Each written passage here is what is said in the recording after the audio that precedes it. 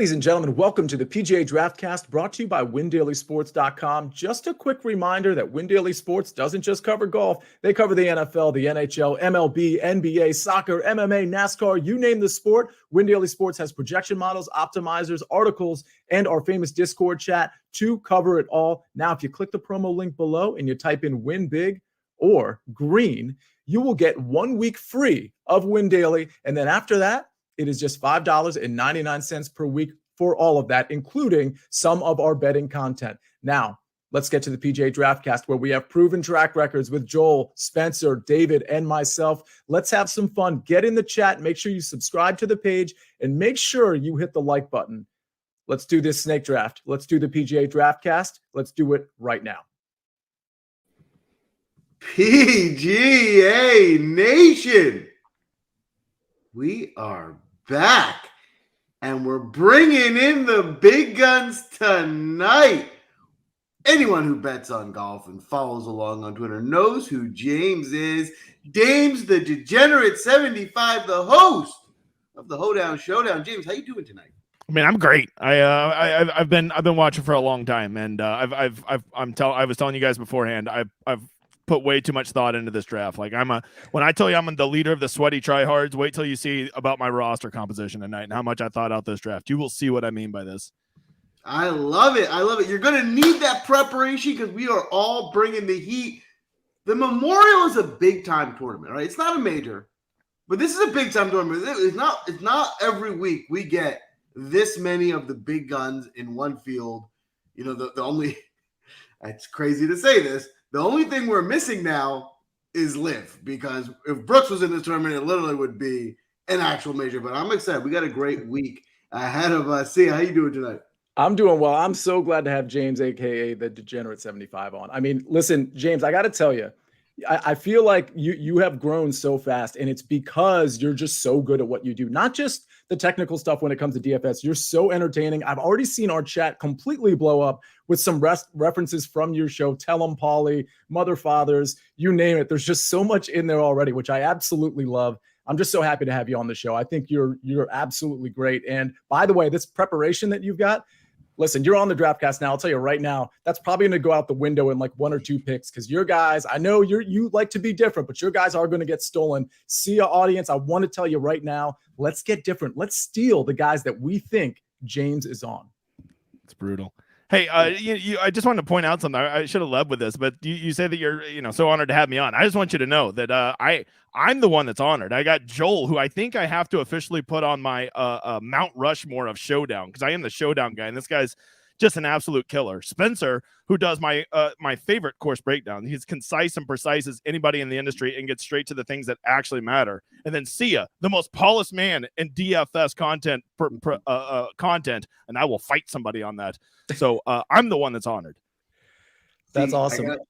Joel, can I just add, you won $150K in Showdown last week, but the Memorial, and I want to get to the course breakdown and get into this, but the Memorial, that's the one where Ron was assessed the 2-stroke penalty. You lost what, $1 million because of that? Remind us. Not quite 100,000. It did feel like $1 million. It was $150K. It was 2 years ago, and it was the one where the stupid stroke penalty, because the club hit a blade of grass, affected nobody in the golf tournament except for me, who dropped me in Showdown from first to second, which was a $150,000 swing. So hey, I was playing in the secondary $5 that day, and I jumped from fourth to second, won me an extra $8,000. So we'll call it even. Send them a check for $4K. You guys will be great. James, I respect your strategy. You came on here early, and you buttered us all up, got us feeling good about yourself, so then you can go in for the kill during the draft. I see what you did there. It's a smart strategy. I haven't seen that one yet, but I like it. I'm a wily veteran. I've been making moves for a while. Yeah. Spence, how you doing tonight? I am doing well. It's an honor to have you on this show, James. And I'm telling everybody right now not to give away too many strategies for this show. Obviously, I'm a very competitive person. I think everybody knows that out there. I'm bringing mayhem and chaos tonight. I love it. I love it. Well, now you know we're in for an interesting evening. I can't wait. But before we get into things, as James already teased, we got to give you the best course breakdown in the industry.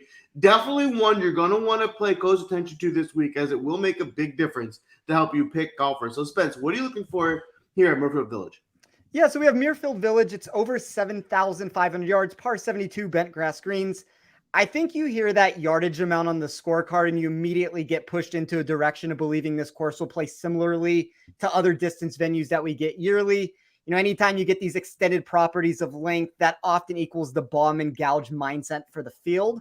But there are a lot of interesting facets to this track that won't get told if you just look at the numbers and try to project the data out from there. So we did get 150 yards added to this tournament in 2021, but that move almost shifted and reversed the data expectation of years past, since it all of a sudden started to highlight the need for accuracy over distance when we look into the 4-inch rough and then these fiery greens that are nearly impossible to stop your second shot out of when you play out of the thicker stuff. That answer gets told, and it's kind of a puzzle that I'm trying to uncover this week. When you look at the 71.3% driving accuracy in 2022 and the 59.2% GIR percentage, both of those metrics landed over 5% off their expected production rates on a random track on tour. That tells me a concerted effort was made to reward driving accuracy and punish wayward drives. I think the one thing that's important to keep in mind out there is a lot of people are going to run good drive percentages or accuracy numbers or any of those metrics with it. I'd like to get a little bit different with it. I'd rather look at corollary venues. So that's going to be easy to hit fairways, thick rough, try to find that answer. And that's kind of my way to get unique and different. And you're going to hear a lot of names on this that it's going to get gross in certain parts of this board. But with James being on tonight, and I feel like this is, while it's not a major championship, this is a very big tournament for the show. I'm going to go all out with some of those picks. So you'll hear some of those names here shortly. Hey, Joel, can I interrupt real quick? Because I want to pull up the board. I want to get this draft started. And that obviously was an amazing course breakdown. We always suggest watching it again, maybe over a glass of wine and some chocolate or some biscuits, if you will, as David Bileski, who's producing this show right now, will probably be on next week with us. But James, real quick, I want to do something. This is a rapid fire thing, and then we're going to pull up the board. We're going to do our first pick. Joel's got the first pick because he won last week. I'm going to ask you green light or donkey chalk. Green light's not a phrase you use, but of course, donkey chalk is. So I'm going to say something, and you're either going to say green light or donkey chalk. These are not golfers. Okay, are you ready? Rapid fire. Green light or donkey chalk. Are you ready? I'm so unprepared, but let's do it. Let's run. That's the point. Seinfeld, green light or donkey chalk? Green light. Superhero movies. Oh, the donkiest of donkey chalk. Theme parks. Donkey chalk. Mayonnaise. Oh, that's green light. Game of Thrones. The first 6 seasons are a green light, and the last 2 seasons are donkey chalk. Oh wow, a split. Ketchup. Yeah, let's go. Green light. Interesting. Cats. Oh, big green light. Really? Sushi. That's donkey chalk. Get out of here. Major League Baseball unwritten rules. Okay. I guess because you threw in the unwritten rules, we're gonna go green light. But it was donkey chalk when it was just the first half of that sentence. It's donkey chalk regardless. The Harry Potter franchise. Oh my God, donkey chalk. White Claws. Donkey chalk. Such donkey chalk. The beach. The beach. I mean, I live in Oklahoma, so I guess it's donkey chalk. Dinner with the loved one on Valentine's Day. That's the final one. Donkey chalk. It's such donkey chalk. Figure it out. Do something different. Overrated. That's right. Okay. Get out of here with your most traditions. Of those right. You got some of them wrong. We can discuss. I can't believe you don't like cats. I'm such an animal lover. Like you can't believe I don't like cats. Cats you are might great. be the only one that's ever been on this show that likes cats. I'm just an animal person. I like just about any animal. I like snakes. I like spiders. Only animal I don't like are humans. Speaking of humans, Joel, I think it's time to pull up the board. Let's go ahead and draft some of these humans and hopefully make Degen sort of squirm in his seat after a few of these picks. That's what I'm hoping, at least. Let's do it. I am excited. As a quick reminder, if anyone's new to the DraftCast, here's how it works. Snake draft, 4 of us drafting, works like your typical fantasy football draft, 1 through 4 and then 4 through 1 in the second round. The big caveat is you have to stay within salaries. You can't just take all the best golfers. You have to make sure you budget accordingly so your roster stays within a DraftKings budget. All right. I got the first pick because I won last week and I drafted the winner. So I get to go and pick first. And I like picking first because I like going out there and getting someone who's going to at least be in the top 5, which I was able to do last week. And I'm going to do again, and it's the same player. The exact same guy. It's the best golfer in the world. It's Scottie Scheffler. Now, the price is expensive at 11.3. It's very expensive. But the nice thing about Scottie Scheffler is it's almost as if him falling out of the top 10 is unimaginable, right? Like him not being in the top 10 is like him getting 10th would be like, that's pretty disappointing. I was hoping for better. So top 5 feels pretty safe at this point. He's playing so well. Like this price could have been $12K, which they were started doing last week in Showdown. He actually priced him there because he was just playing that well, that went appropriate. So at 11.3, I'm happy to pay up even for the most expensive golfer who is quite clearly the best golfer in the world right now. So real quick, I don't think we need to break down Scottie Scheffler. I mean, later in the show, when some of these guys come off the board, James, I do want to ask you maybe how you prioritize, let's say, the top 3 or 4 guys, not to give anything away. But I want to ask you, if you had the first pick, if Joel was nice enough to give you the first pick, would it have been Scottie Scheffler? No. All right. Well, there you have it. That's basically smack talk. We've got a rivalry brewing here. Spencer, you've got the second pick. The tee to green monster, otherwise known as Scottie Scheffler, is off the board. Where are you going? I assume that James's pick would not be the name that I'm going to take right now either. So from an optimal game theory standpoint, I think there's a couple different ways that you can play this. You're going to see with the direction I take this lineup at some point exactly what I'm doing here, but I'm also going to eat chalk at the top. I'm going to take Jon Rahm at $11,000. Number 1 in my model in weighted scoring. Number 1 in my model when you look at this recalculated total driving percentage that I ran. He's number 1 on fast bent grass greens. There's just a lot to like about him in this tournament. And we told Joel's answer a second ago. I mean, really, if he doesn't have to withdraw from the tournament, he goes back to back and he wins this. And all of a sudden, the Cantlay course history doesn't have the 2 wins on there. And all of a sudden, you give it to Rahm. Yeah, that's absolutely true. James, it seems like you were a little unsatisfied with that pick because you thought Rahm might slip to you. Is that accurate? Yes, I just needed one of those 2 guys because now I'm forced to take this guy at 3, and it just tilting my balls just thinking about him on my roster. Well, the anticipation is overwhelming. So let's hear it. Well, I mean, first of all, Jon Rahm was the correct answer on who to take at number 1. Anytime people forget about Jon Rahm, just know he's going to win. Yeah. And so now I've got to go with the guy that's number 1 in my model, which I don't particularly give a real shit about what my model says. But at the same time, like you got to, with your first pick, you got to get some win equity with this pick. And this guy clearly, in my opinion, has the 3rd best win equity. And then it's a pretty big drop off, at least at the numbers I'm looking at. So with great reluctance, because I hate everything about this guy, his stupid, boring face, his stupid, boring attitude. But I am planning to win. So I'm going to take Patrick Cantlay.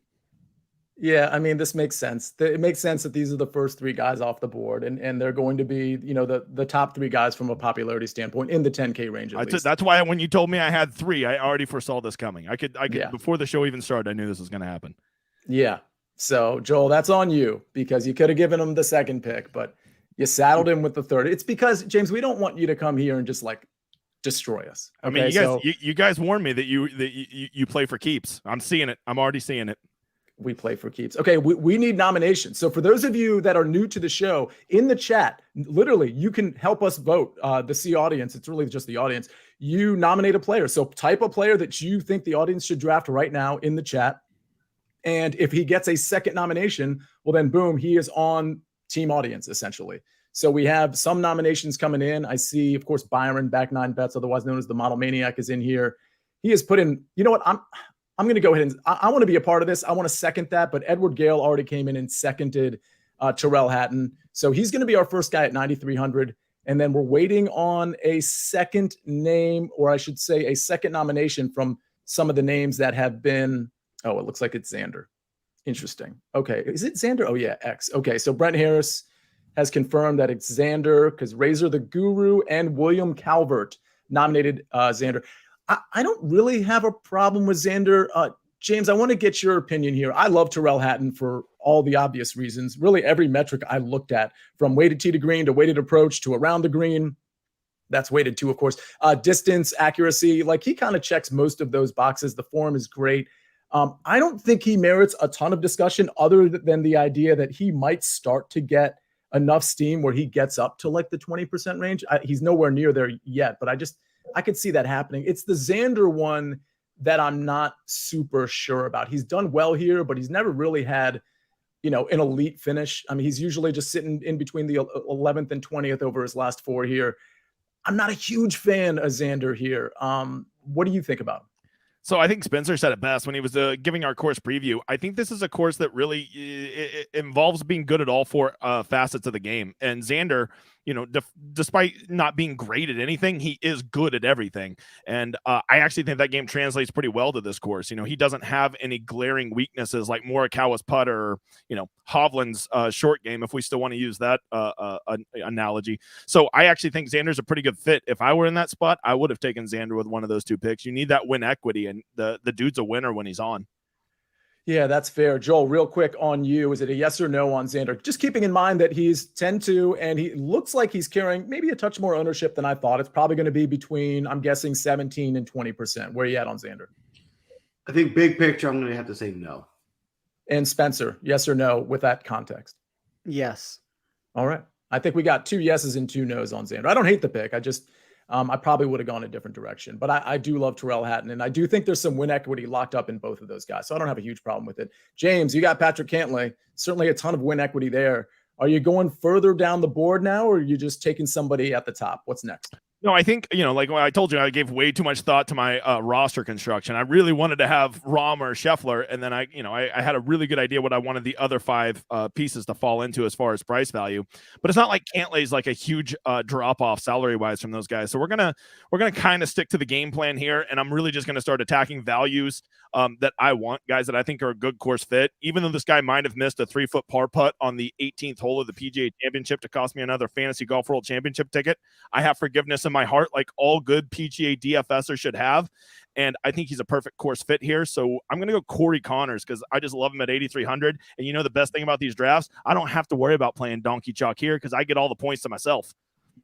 Yeah, that's true. And frankly, a lot of the chalk will be drafted as the rounds go, because obviously we're going 6 rounds. And so it kind of forces you at some point usually to take a couple of guys that just aren't widely owned. And I think that's sort of the beauty of this show, is that you're going to get different roster constructions just by default, because you can't take the same guy that somebody else took. I love Corey Connors, and I was singing his praises on this very show for the PGA Championship. And I literally could not believe it's not like he wasn't rating out well. He was at like 7-8% the whole week. I didn't get it. And so now I think, I just don't get it. I think there's just a perception of Corey Connors, which I think is at least a little bit fair. But I mean, when he's striking it like he is, it just makes sense to roster him. I think people have kind of caught on a little bit here, but I absolutely love the Corey Connors pick. Spencer, I'm going to go to you with a yes or no before your pick.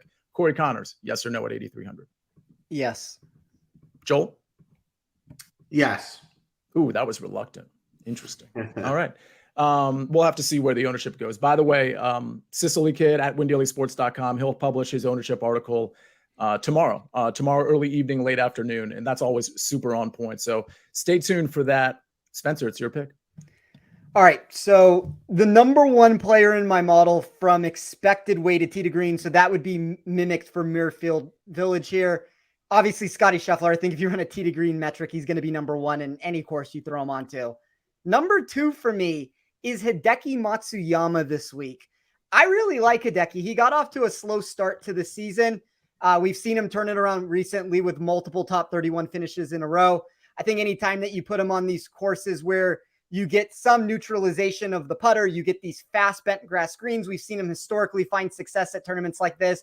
If you look at the fast greens of the Masters, he won the green jacket there. You have fast greens here. I think anytime that you can kind of get that ball striking to come to the forefront of what you're asking for, his win equity increases. So Hideki Matsuyama, 8,700 will be my pick.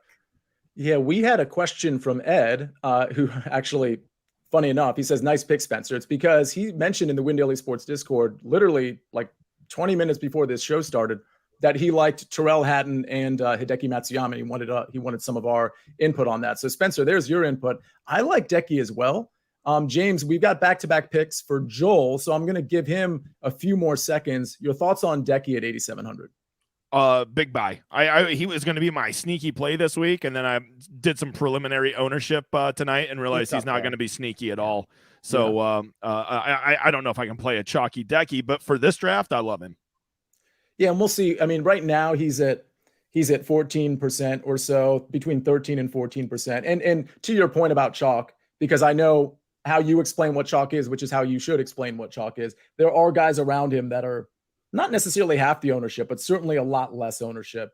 And yeah, up the board, if you wanted to go, I don't want to, name drop because we're doing a draft, but there's 4 or 5 guys right above Decky in particular that are going to carry probably like 1/2 to 2/3 of the ownership as he will. So yeah, I've just got so used to getting Decky at like 8 and 9% ownership for like the last 6 months. Now when he's like at 14%, it seems like unbearable. Yeah, I mean, it does feel like he's shaken off the neck injury. So that, I mean, that's definitely cause for some optimism when it comes to him. Joel, pretty optimistic about your lineup. How are you going to screw it up? You got back-to-back picks. Well, at this point, you're right. You only can go down from here at Scheffler at the top. So what I'm going to do is there's 2 value plays that I really like above the rest of the value field where I'm going to start with here.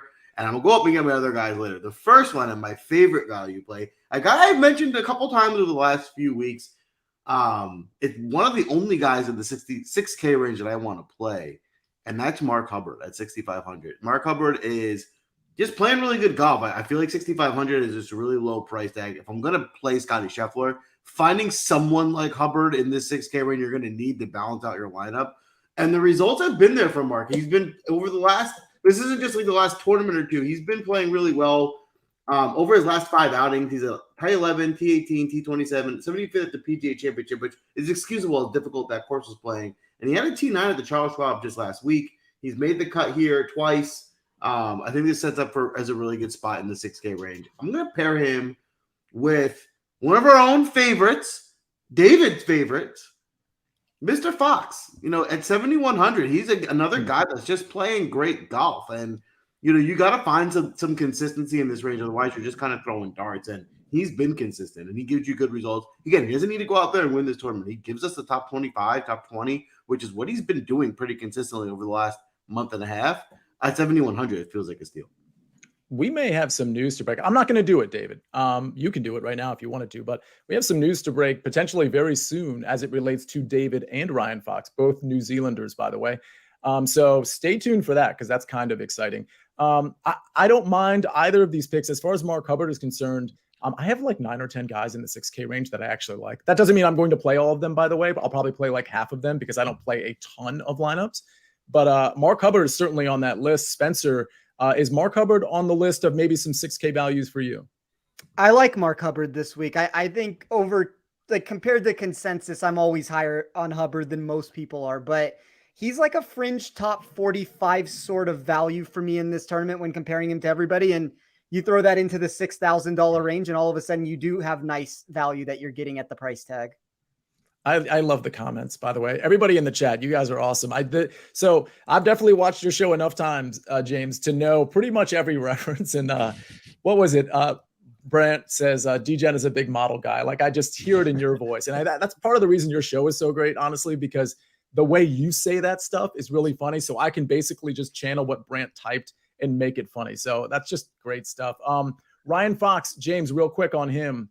Any thoughts? I don't think I'm going to be on him this week, but is he somebody that you like? Yeah, I mean, I think in a 4-man draft, that's about as low as I would want to go. I'd feel pretty good if he's like the 6th most expensive guy in my lineup. Pairing him with Hubbard, like the double punt, I mean, he must have some, must be saving up for something big at the end. I can't wait to see. I'm already scrolling up thinking, who is he saving to try to get here late, saving all that money with those 2 picks? That's what I was thinking about. That's totally fair. Spencer, you got John Rahm, you got Hideki. That's some pretty good win equity to start. Where are you going next? I'm going to go to the opposite of win equity with this next pick. And one of the things when I make a lineup, and I'm just going to throw it out there, I always try to construct mine as if it's an MME in mind here. So this is going to get really volatile very quickly here. I'm going to drop down to the bottom end of the $6,000 range.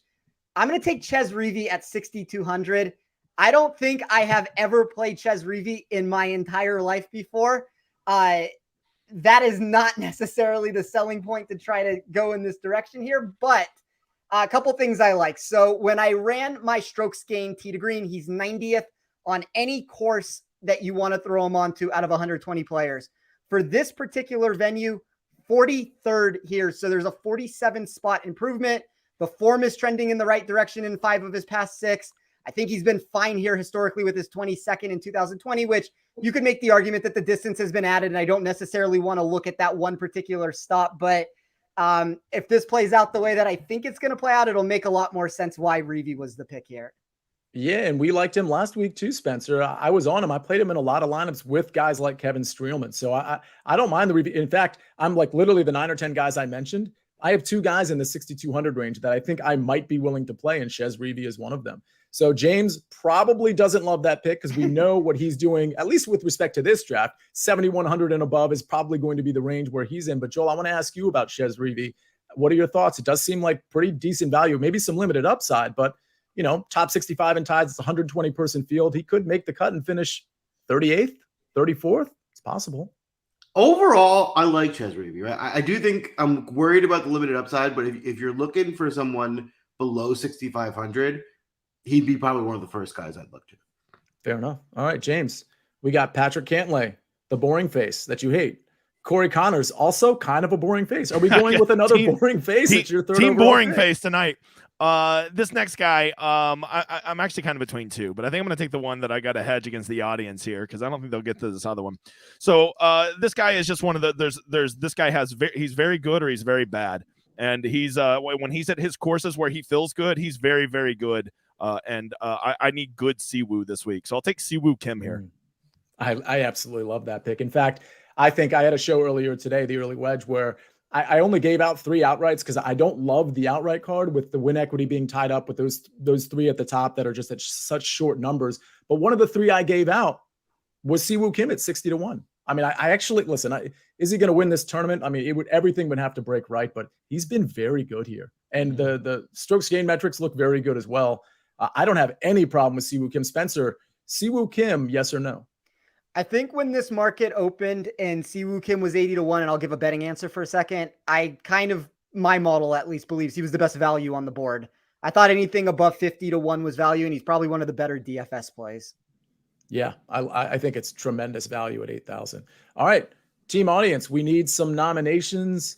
It's hard to track. We have a lot of people in here. That's not a bad thing, but we have a couple nominations. Let's rattle off a few more. It looks like, David, who's producing and is usually an analyst and is always camped out in our Win Daily Sports Discord with like just next level information and picks. Looks like he has a pick here as well. We'll see if that gets any backing, but it looks like Ricky Fowler is definitely one of the 2 guys that's going to be on team audience. So we can go ahead and put him in there. I certainly don't have a problem with Ricky Fowler. Joel, I'm going to go to you while we wait for the second pick here. Any thoughts on Ricky Fowler in the player pool, outside of the player pool?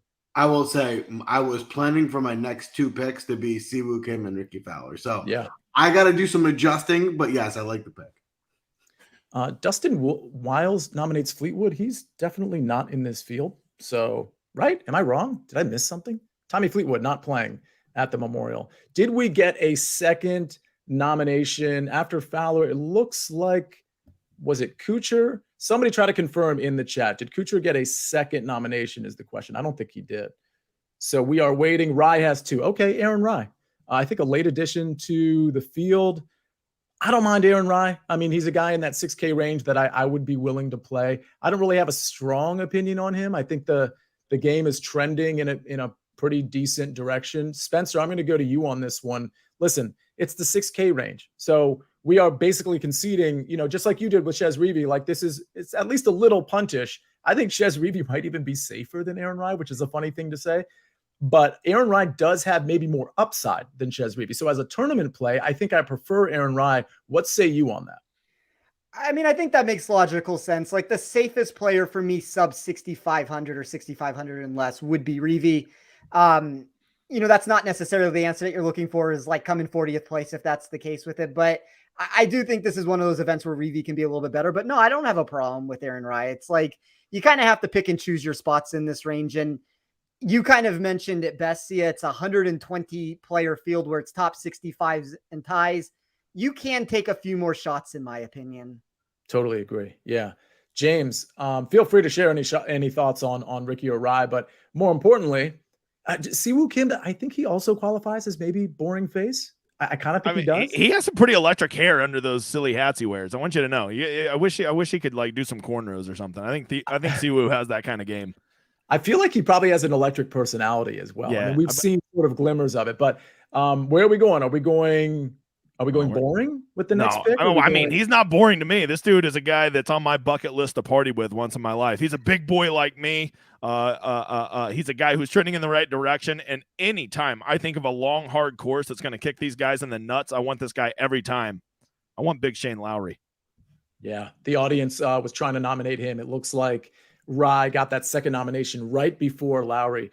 Lowry seems like a pretty good value, Joel, at 8,100. I think he's a guy, just from a ball striking standpoint, we saw so much from him last year. It was like really almost like in a Terrell Hatton way, where we were like looking at the tee to green stuff and the putter, and we're like, man, this is kind of a can't miss guy. Well, in 2023, he's kind of been a miss guy more than a make guy, but the game does seem to fit this course, and it does seem to be trending at least a little bit. Are you in or out on Shane Lowry? I'm in, and you're right. It's the trending. He's been gaining strokes, ball striking now for almost 2 months. This long, difficult course seems like a good spot. And the 8,100 price tag, he has the upside in that price range. So he's another one that was going to be one of my replacement picks after Fowler and Siwoo went. So I'm really scrambling here. I will say this. Again, the ownership is not final. We have a whole nother day to see some ownership numbers come in before our article is printed out. And a lot of other sites as well, of course. But I encourage you to, get into WinDaily Sports and check out the Stephen Pilardi, Sicily Kids ownership article, because I'm noticing that the 8,000 to 8,500 range seems to be pretty chalky. And that if you do want to get different, it's above 8,500 and it's right below 8,000, which of course is the 7K range, where you're going to enjoy maybe getting off of some of that chalk. So just something to think about. None of that is final, but it does make sense that guys like, Adam Scott, Shane Lowry, maybe Wyndham Clark, Corey Connors, Sahith, and Ricky Fowler would be pretty popular, along with Decky in a way as well. But keep that in mind. Spencer, you've got John Rahm, Hideki Matsuyama, our boy, Chez Reavie. Who's next?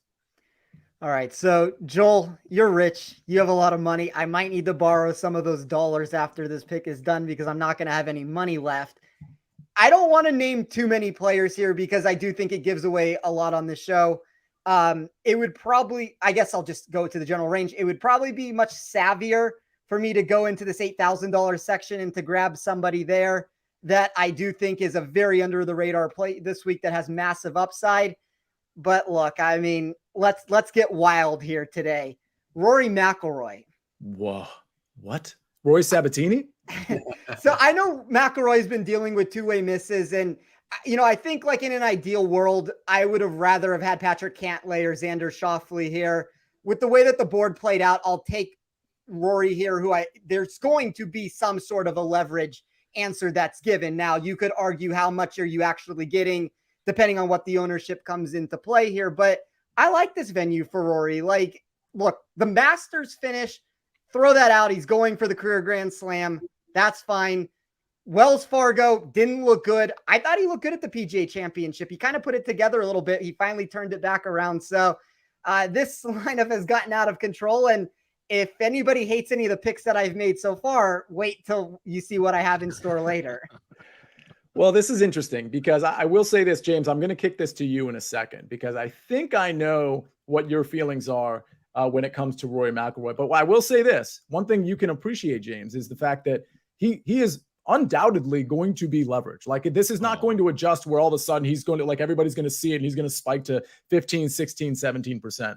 So the numbers I'm seeing right now are actually right in the 10% range for Rory McIlroy. So other numbers might be different, but you got to like that part of it. But would you be playing Rory? Well, I think almost all those other guys up there, Xander, Cantlay, Rahm, Scheffler, I think all of them are going to get at or above 20%. And I do think Rory is going to be right at pushing single digits, right at 10%. And then it just becomes like a game theory question. Like, are any of those guys twice as likely to outperform Rory on a given week of DFS? And undoubtedly the answer is no. If you think that, I'll give you 2-1 on any of those guys, and I'll take the loser Rory. And he's not that bad. I mean, yes, he sucks for a world elite, but he's not twice as bad as those guys. So he is going to be a leverage play, which makes me want to vomit because I play the game, and when you play the game, you got to play losers like Rory when he's a good leverage play. That's right. And the thing about guys like Rory, guys that are top tier golfers, they can turn it on at any given moment. Colin Morikawa is one of those guys too. Sorry, I'm probably like table talking a little bit here. James and I were talking poker beforehand, so we don't want to table talk necessarily, but there are guys that are like elite players that it's just not going to shock anybody if they're like boat racing everybody on Sunday. So I think Rory fits into that category where he can turn it around in a snap. So I think it's a great tournament play. The last time we saw him, he had a pulse. He did just fine at the PGA Championship. I think a lot of people are just reading into him bitching about the par fives here last year. I think people really overreact to that. Like it's kind of like, oh, Colin Morikawa can't hit his fade this week, and then he goes out and wins the tournament by like 6 shots. People overreact to this news. Oh, he got a new caddy, can't play him this week. He lost his reliable caddy, and then everybody's off of a guy. People overreact to that stuff. So that's why I'm not reading too much into Rory not liking this course or any of that nonsense. By the way, I actually forgot that he finished 7th at the PGA Championship. Yeah. If you had asked me, because I just wasn't looking at it at the time, if you would just like blindly asked me, I don't know that I would have been able to deliver that answer. I probably would have said like, oh, it was probably like 19th or something. So you're right. It's not like he was that bad. It's a very obvious point, but an interesting one nonetheless. Joel, you've got Scotty Scheffler. You got Mark Hubbard. You got David's boy, Ryan Fox. And now you got 2 picks to go. A decent amount of money to go around. What are you doing next? All right. So with my first pick here, I'm going with another guy who I think his talent just outweighs his price tag. And I think it's a misprice.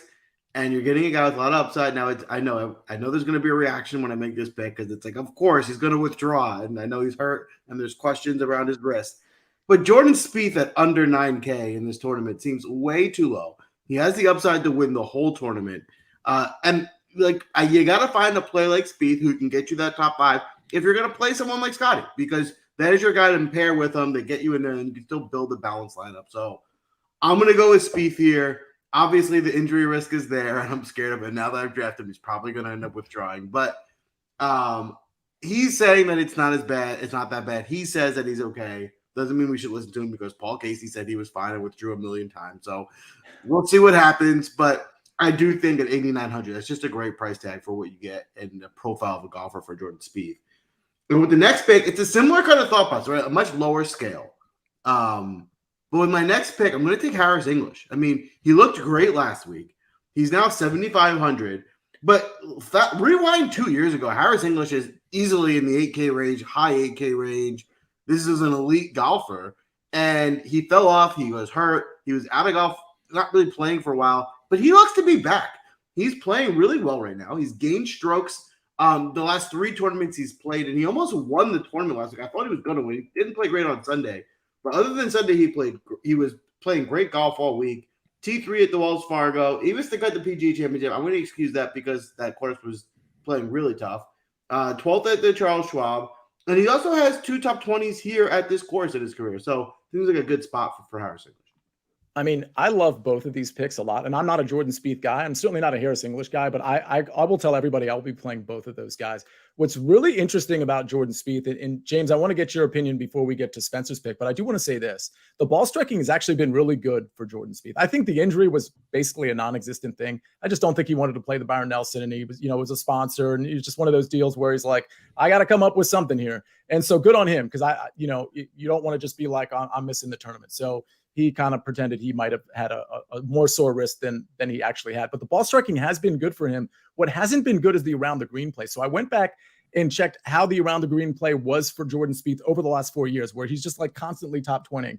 Total strokes gained short game at the Memorial over the last 4 years. This is short game, so around the green and putting combined. 7, 3, 4, and I believe it was 10.87. He is dominant with the short game here. So to the extent he's been terrible with the short game over the last 3 rounds, or I should say the last 3 tournaments, the recipe for that would probably be for him to go to the Memorial and get that magic bat. So you pair the ball striking that's already good with that short game. I think this is a really good recipe. That was one of the other outrights I actually gave out, which will be in the WinDaily Sports Discord, along with my head-to-head matchups, top 20s and first-round leaders, all that stuff. But long story short, sorry for that rant. I just think Jordan Spieth's a really smart play as long as the ownership doesn't get out of control. Spencer, it's your pick, but James, English and Spieth. Where are you at on both of those guys? I mean, my soul is on the floor right now because Joel just ripped it out when he took Jordan Spieth. I was already calculating. I already had my last two guys in. I was for sure I was going to get Spieth.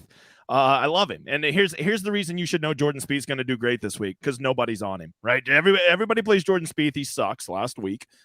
Probably the last 50 times he's been chalky, he's busted. And then when nobody's on him, he's going to go out there, I would say like T5 at worst this week. Jordan Spieth's a nuts play this week. Yep. I absolutely love it. I love it. And I love the English play too. The game is really coming on, and it's really trending in a positive direction over the last Don't forget Ropat was winning up until Sunday. He had a little meltdown, but he's a veteran. Like, a bad Sunday round's not going to affect him like it would a young kid. He's going to bounce back, and I think he's a very good play. He's also going to make an appearance at the end of this show when we spend just a couple minutes on some first-round leaders. Spoiler alert. Spencer, what's your spoil? You got John Rahm, you got Hideki, Shez, and Rory. You got 2 picks left. Who's next? I will quadruple down on the Jordan Spieth pick. I think he's one of the best leverage plays on the board, but there are 5 golfers for me that are inside the top 25 of my expected scoring for this tournament that are in the $7,000 range. Now, 4 of those names are 7,700 or higher, which means that if I play one of them, I'll legitimately be playing myself in this tournament if I want to round out a lineup. But the 5th name here is KH Lee, which is still going to make it difficult to try to round this out. But 14th for me in expected weighted scoring. He climbs inside the top 20 for me for weighted tee to green. I think there's a lot to like about him at what I have right now to be sub 5% ownership. Yeah, I like the weighted tee to green stuff. I actually like, he's accurate too, but he actually has a little bit more distance than I think people think. You pair that with the accuracy, I think he makes a lot of sense. It's James's pick, but Joel, yes or no on KH Lee? No. Fair enough. All right. And for the record, that doesn't necessarily mean Joel hates KH Lee, but he can't have everybody in his player pool. We can't say yes to everybody. So love the conviction there. James, Shane Lowry was the last, but listen, I love your team right now. I'm going to steal it, by the way, because we all have license to steal teams and play them. I'm stealing this one unless you really screw it up with the last 2 picks. Well, that's funny because I'm literally about to throw a change up here. I had one path I was going to go. I have my conservative route, but I've just decided to go crazy. I'm not going to be out. I'm not going to be out crazied by these crazy lineups. So I probably shouldn't say who I was going to pick because I could tip it off. But I was going to go with 2 7K guys to round this out. Just have a nice balanced lineup. No punts in my lineup, but you know what? YOLO. If you don't know, I live in the great state of Oklahoma. We have the University of Oklahoma here, the Sooners, and they have a guy who was quite the golfer here just a couple years ago, and he had a big splash on the PGA last year, and we haven't seen him for like a year because he never gets sponsors invites, but he's got one this week. So with my 5th pick, I'm going to take Chris Goddard up. Wow. Not going to be out crazy. I will not be out crazied. That is bananas. Okay, fair enough. Let me ask you, Spencer, did he make it on sort of to any sort of list where you were like, all right, there's some value here with Chris Goddard? I mean, I can't listen. This is one of those things where he hasn't been playing a ton, right, James? So it's not like he's going to flash in a model, right? Yeah, I mean, well, he looks great in a model if you're looking at old statistics, right? Because it's still pulling all of his nice run that he had back in 2022. But he's had a pulse on the Korn Ferry Tour. He's been getting finishes there. He's just a guy that I like at long, difficult courses on the little sample size I have of him. Honestly, more than anything, he just allows me to have some freedom with my last pick. Love it. All right. Well, we've got our last pick, see ya, audience, and we've got 2 of them to go, and it looks like plenty of nominations are coming in. If we've gotten a second on any of these guys, somebody go ahead and put that in the chat.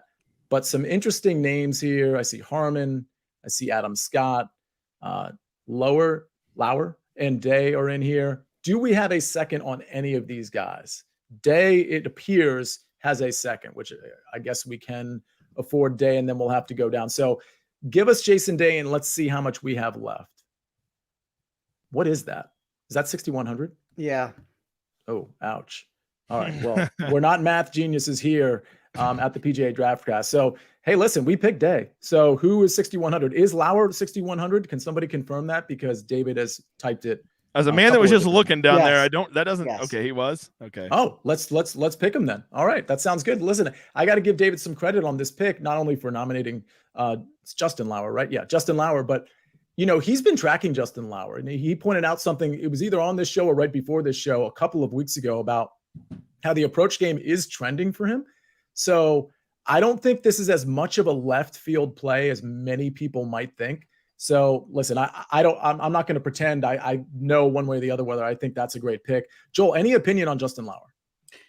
Similar answer to Reeve. If you want to play someone that low in a price tag, he's one of the guys I'd go to. But generally, I'm trying to avoid going that low. James, you got a take on this guy? Yeah, I mean, on Justin Lauer? Yeah. Yeah, no, he's the nuts at Showdown. That guy will get you 8 birdies in a round, and then the other 3 rounds he's garbage. But for a single round of Showdown, that guy breaks slates. He's on my top 10, just like nuclear guys. Love that. Spencer, how about you? Does he show up anywhere for you? He's been trending recently with some of his ball striking numbers, and the results have turned around. So, I mean, you can do worse than him down in this range, and I will do worse than him when I make a pick in a second. Well, James, it's your pick. But before you give your pick, you just mentioned some of the guys you like to play in Showdown. Of course, we do a lot of stuff for Showdown too.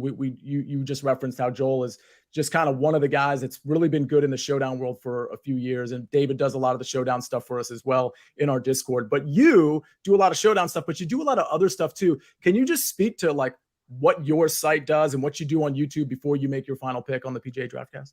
Yeah, so I mean, like I do week long, aka kicking the nuts, because it's really hard, and I do Showdown content for PGA, and I really just focus on like literally everybody in this industry, because this is just how it's always been, is real big on picks, and I just don't really ever do picks. Just trying to teach people how to play the game. I've been doing it for a long time, grinding it. And, I've just picked up a lot of lessons along the way from the school of hard knocks and constantly getting kicked in the nuts from PGA DFS. And I just try to pass that along to people, because even the littlest things can make PGA DFS so much more fun, so much more sustainable. And if you get good at it and you stick with it long enough, you can even become a winning player in the long run. And I'm trying to give people those tools instead of being like, you've got to play Jordan Spieth this week. That's just not really my thing. And so that's what I do over there. Just trying to make, just doing it just doing content a little bit different, I guess would be the way I would put it. And for the 2 people that don't know who you are and don't know how to get to you on YouTube, how do they follow you on YouTube? Just Degenerate75. You should see Ron Burgundy is my little moniker, and I do the live stream every Wednesday 7 p.m. Lord's time zone. That's Central, and we do that. We kind of go over all the last minute stuff you need as far as weather, ownership, all the sweaty try hard stuff that you really need to consider before locking in your lineups. And then I do it again Friday and Saturday night for round 3 and round 4 Showdown, because those are of course the most popular rounds for Showdown. When the field gets cut down and we have some data to look at, we got some weather to factor in. It gets real fun. And Joel will attest to this. The edge at PGA week long is minuscule, but the edge at PGA Showdown is monstrous if you know what you're doing and you're willing to commit to how to play it. Highly recommend everybody check Degenerate75 out on YouTube if you're not already. And I imagine a lot of you already are doing that. James, you got 1 pick left. You went Chris Gotterup with your 5th pick. I did not expect that. What are we doing with your last pick? These guys got in my head. You guys did an inception. You got in there and you this is how far you're in my head right now. I did some monkey math and I thought I was going to have 9,000 left over, and I'm really good at math. So that's pretty tilting that I messed that up. So I was going to grab a guy that was 9,000. I don't want to say any names to give away who it is, but he is the only guy priced at 9,000. And so now I don't have that freedom. So I guess we're going to punt a little bit here with a guy that I don't even particularly like, but you know what? Maybe he's going to be my new Jordan Spieth. When nobody likes him, I'll just play that little leprechaun. And so because of that, I'm going to play Cam Young. I'm going to take Cam Young. I have enough to afford him, so I'll take Cam Young. All right. Any thoughts on just the state of Cam Young's game? I mean, listen, I understand that this is probably as much an ownership play as anything else, but because it looks like he's going to be like around 10%. But is this really just an ownership play, a leverage play, or do you think Cameron Young, the state of the game, is good enough for him to compete? No, he's been playing like garbage, and I think he's a terrible fit here. And I don't like anything about him. But if I've learned anything about PGA DFS, especially at Showdown, sometimes when people make no sense, that's when they make the most sense. So, and I don't want to drop. I mean, I have all this money left. I don't want to drop down to Sam Burns. It's like, who am I spending this money on? So I'm just taking, quote unquote, the best available right now with my 8,900 left because I'm a donkey at math.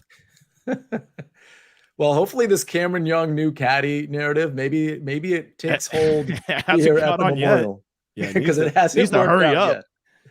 Yet. Maybe Webb could just grab him back for the sake of Cameron Young. Spencer, you got 1 pick left. You got KH Lee and Roy with your previous 2. Very interesting team. I think this is a pretty great tournament team, if you ask me. Who's next, though? So when I said that it might be smarter for me to go into the $8,000 range, and I thought there was a golfer that was possessing leverage, it was Cameron Young. And I actually think Cameron Young is a good fit here, despite some of the narratives of accuracy. When I ran this looking for thick, rough, and easy to hit fairways, all of a sudden Cameron Young became the number one total driver in my model. I think he's a great GPP play to consider. People forget he was competing in this tournament last year before he shot an 84 on Sunday and absolutely imploded himself off the leaderboard. He was leading after day one, near the top 10 after or going into Sunday, and then that unmitigated disaster took place. So I really like the Cameron Young play, but I am also not going to be outdone when it comes to wild here. And I will live in this YOLO world right now. And I'm from the state of Nevada and the city of Las Vegas. And I mean, I don't know what we're known for, strippers and strip clubs, I guess. But I am going to take a golfer at $6,000, Jason Duffner. Wow. Wait, I didn't even know Duffner was from Las Vegas. Is that a He's thing? not, but Okay, I feel like he's a guy that would like a strip club. Okay, yeah. He does look like a dude that would be at a strip club for sure. By the way, I live in South Florida and I resent that. We are known for strippers and strip clubs. I'm just saying, we get that too. I don't know why I'm you South Floridian, so prideful about your strippers. I don't know. Yeah. Anyway, Jason Duffner, interesting. Listen, I'm not going to be on Jason Duffner. Joel, any thoughts on maybe throwing Jason Duffner in your lineups? Definitely not. Unfortunately, I'm definitely not going to get to Duffner this week. Unfortunately, I do want to make a quick comment though about Chris Goddard, because you mentioned about him being an Oklahoma guy. I find it interesting you drafted him because you're bridging the gap. As I'm in New Jersey, he also spent most of his college career at Rutgers, so he feels like a good fit to be on a team on the show. And I think he does have some upside, so I like that pick. But for my last pick here, I kind of ran out of options, even though I will say I do like the pick I'm going to make. So I really don't really have a choice based on where my salary range is and everyone else around him being gone. But he was one of the guys I've been targeting from the beginning of this draft, so it felt to me I'm happy with the pick. It's Sahith Theegala. A fun fact about Sahith Theegala that I want to just put out there that people probably might not realize: Sahith Theegala is tied for second right now in top 10s in this year on the PGA Tour, and only one back from the lead. This guy gets top 10s. He's been there over and over again. This looks like a good spot for him to get back. He had some struggles recently off the tee. If he hits the ball in the fairway this week, I think him competing and being in the top 10 is very much so in play. It's another one of those guys where you're looking for that top 10, top 5 upside in the 8K range as you're looking to cram Scheffler or Rahm in your lineup. This is how you do it. James, I want to go to you here. I like Sahith Theegala quite a bit. Weighted tee to green, weighted approach, weighted around the green, good history here. What are your thoughts here? I mean, I'm Sahith Theegala slut. That needs to be on the record. But I will say, at a course like this, where it can get so punitive with wonky drives, when Sahith Theegala misses a bad drive, it's worse than me. I mean, that thing goes further off course than any PGA professional I've ever seen. So if he's dialed in with the driver, and not even the driver, if he's just not being crazy off the tee and he's keeping the ball in play, from second shot in, I think he has the goods to win this tournament. It's really just going to come down to, is that driver going to put him out of contention before the tournament even starts? Yeah, what's interesting about that, and so this is one thing that's kind of a blind spot for me and probably a lot of other people, is how many times is he pulling out the driver? Is he playing this as more of a positional course, even though it's not a positional course? But, he has the last 2 years a 5th and a 32nd here, if memory serves. Like, he's clearly figured something out with this course where unless he's just been striping it, off the tee both of those times, he's put himself in a position to finish pretty well. So I just wonder, James, I wanted to ask you, do you ever kind of consider, or we don't have the numbers on that, I don't know, Spencer, maybe you do, in terms of how many times you think a guy's just going to leave the driver in the bag? Yeah, definitely. I love certain guys at club down courses, right? Like the famous example are guys like, Gary Woodland and stuff like that. They're such better players when they leave their driver in the bag. And a lot of people think that means tight technical courses, but a course like this, there's a lot of holes where you can leave the driver in the bag.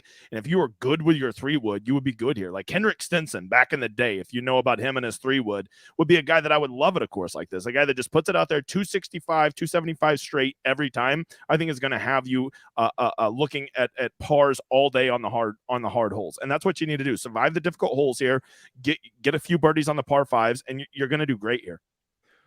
Well, Joel, I think we can pull the board down, but Spencer, I wanted to ask you about Sahith as well. He's a friend of the show. He started following us after we referenced him some time ago, which was kind of cool. I actually asked him if he wanted to do an interview and he didn't respond. So Sahith, so that's still open. That offer's still open. But how do you feel about Spencer, about Sahith Theegala this week? I've kind of gone the opposite direction. That's kind of the answer that I typically give. I think he's very popular. I think that the price tag has really increased at this point. And James kind of said it best. Like, I mean, Cameron Davis would be another guy at a club down course. If Sahith leaves the driver in the bag, then sure, maybe there can be more upside here. But and I know the course history is really good, but I worry about the wayward miss for him. And I kind of worry about that wayward miss when we're talking about 15% plus ownership at a price tag that's now in this $8,000 range. Yeah, fair enough. I see him at 13%, but that's pretty close to your number, Spencer. So again, I encourage everybody to check out Sicily Kid's ownership article at WinDailySports.com tomorrow, probably around 5, 6 o'clock at the very latest. Joel, are we ready? Are we ready to make everybody gobs of money? We're going to do it. It's coming now. Before we dive in, hit the like button. Give us a follow. It goes a long way. But the first round leader is where we get rich, and that's what we're going to dive into right now. By Thursday evening, you'll be counting your cash. Spence, who are you looking at in the first round leader market? So I was too busy this week trying to figure out how to fit Jason Duffner into a lineup to have picks to have right now. I'll give an honorary selection in a different market. That's what I try to do when I forget to look at the first round leader. But I don't think this is the greatest head-to-head market I've ever seen before.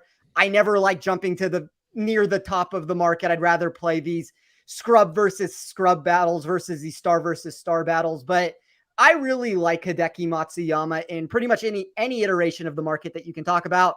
I thought Hideki minus 110 over Sam Burns was a very intriguing wager because Burns was one of those golfers that kind of just had negative trajectory with each total driving number that I ran. He was inaccurate at any course, but he was also inaccurate at venues like this. Love it. I like that one.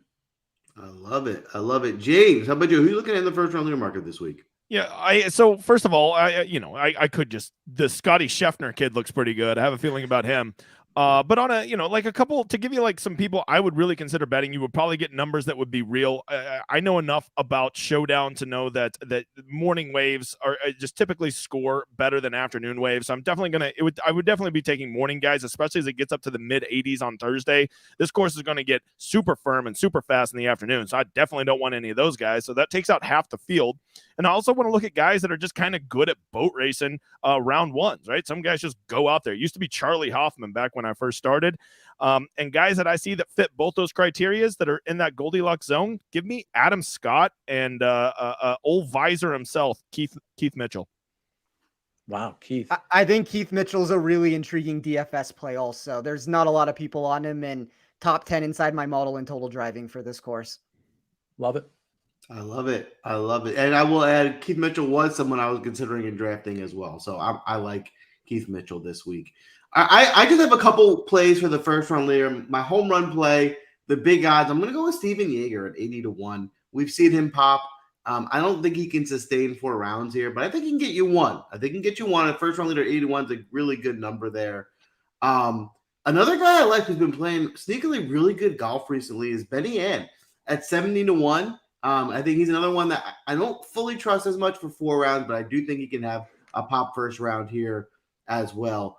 And my more realistic top of the leaderboard player in the first round leader market is going to be at 35-1. I'm sorry, it's 30-1, not 35-1.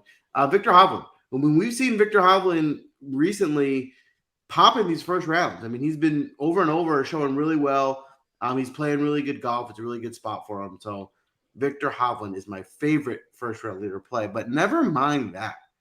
Sia, we need you to enlighten us. If I were to go to my grandmother and take a mortgage out on her home and put the whole thing Thursday on one guy to be the first round leader, who would you suggest? And of course, that's what you should do. James, just to give you some background here, like 2 years ago, we did this as a bit, like, hey, invest all your money in the first round leader. Like, it was truly a bit. But then and it wasn't just me, okay? It was Joel and Spencer too. We started hitting first round leaders at like, a kind of a ridiculous rate. And so now the bit kind of became reality, but it's also still a bit. So just for the new watchers out there, We're not really saying put all of your money on the first round leader, but we're saying put all your money on the first round leader. Okay, Joel, let me answer your question. To me, it sounds a lot like Showdown versus week long. It's just so much easier to win at Showdown than it is to win at week long at PGA DFS. I think there's something to that for first round leaders versus trying to pick the guy who's going to win the tournament.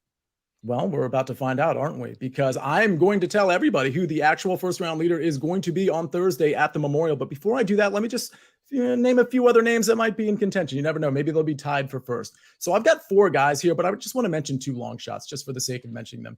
Speaking of boat racing, the Degenerate75 said it. Who can boat race a course? Round 1, round 2, round 3, or round 4? Well, he was mentioning round 1. Well, I know John Rahm has boat raced this course before. And I don't want to take John Rahm at the short number of plus 750 or wherever he's at right now. But I think I'll take him at plus 1,800. That's still a big enough number for me to be excited about if it hits. So John Rahm at plus 1,800, Siwoo Kim at plus 5,000, Cam Davis at plus 7,000, Harris English 75-1 plus 7,500. Okay, so the 2 long shots, by the way, are Austin Eckroat and Akshay Bhatia at 110-1. If you want to throw like $1 or 2 on them, but I just mentioned the guy that's actually going to be your first round leader. But I'm going to say his name again because he is definitely going to be the first round leader at the Memorial. At 50-1, I just mentioned him.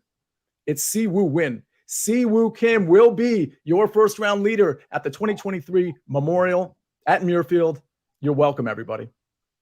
It's that easy. It's really that simple. You sign it up. You put all your money, everything you have access to. I personally am putting all $150K I just won 2 weeks ago on Siwoo Kim to be the first round leader. And then Joel, you can get an advance on your credit cards too. You could actually even apply for a credit card right now and maybe get approval before they tee off tomorrow at 8 a.m.? Smart. Something to think about. Yeah, I should definitely go put myself into debt to make sure I win the max possible. That's right. Yeah. It's called an investment. So you're not just here for the golf picks. You're here for the financial advice. That's what we do on the PGA DraftCast. But in all seriousness, huge thank you to James, the Degenerate75, the host of the Showdown Hoedown. If you watch his stuff, which if you're watching us, you do, you know how great James is. He gives great content all week on each of these tournaments. James, thanks for joining us tonight. Man, guys, I try to support everybody in the content community because I know what a grind it is. And, the truth is there's just so many people doing it. It gets hard to watch every show, but you guys are the one show that I just never miss. So big fans. And it was a pleasure to be on, and it lived up to the expectations. James, we really appreciate it. All of you that came in here because James is here, thank you. Hopefully you come back next Tuesday. We do it every single Tuesday at 9 o'clock. And for those of you that for whatever reason didn't know who Degenerate75 was, and honestly, I think that's probably like 2 people that were watching this because I don't know how that's even possible. Please make sure you watch his Showdown stuff. His, what is it? Kicking the what, James, for week long? It's kicking the nuts. It's That's kicking right. the nuts. So make sure you watch his content too. I think it's a really nice 1-2 punch with us on Tuesday night and James. And like James said, there's so much other good content out there that you probably should be absorbing as well. But we appreciate everybody stopping by tonight and next week and every other week. We're going to have some more big guests as we get to the next major. But I'll tell you what, we always close the show with one thing, James. And Spencer, I'm forgetting. What is it again? Sports. Joel, is that right? No. It's not right, Spencer. Jason Day? It is Jason Day. No, it's sports.